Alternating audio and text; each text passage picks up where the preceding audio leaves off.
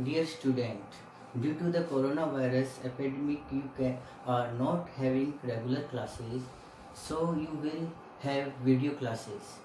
Today we start chapter first, introduction of data structure.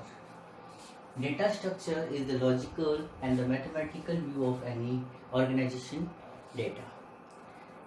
Data structure is the method to collect and organize data so that we can do the operation on the data efficiently.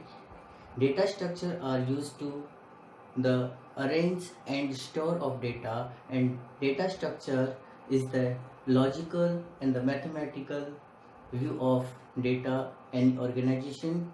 For example, the name and age of a player is Virat and age 26 years. As data, here the name Virat is a string and data types, and 26 is an integer data type.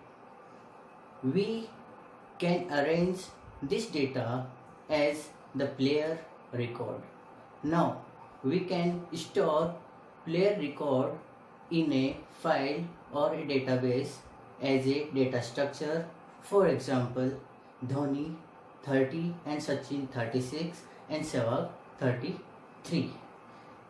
Now we discuss about the classification of data structure. The classification of data structures are divided in two categories. First of the simple data structure and second one is compound data structure. First of all, we discuss the simple data structure.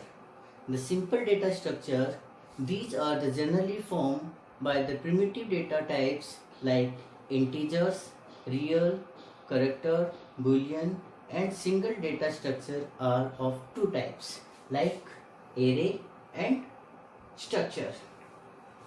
The second one of the data structure type is compound data structure, and compound data structure are divided into further into categories. First of all, the linear, and second one is non-linear. The linear again divided into three parts. The first one is stack, queue, and linked list.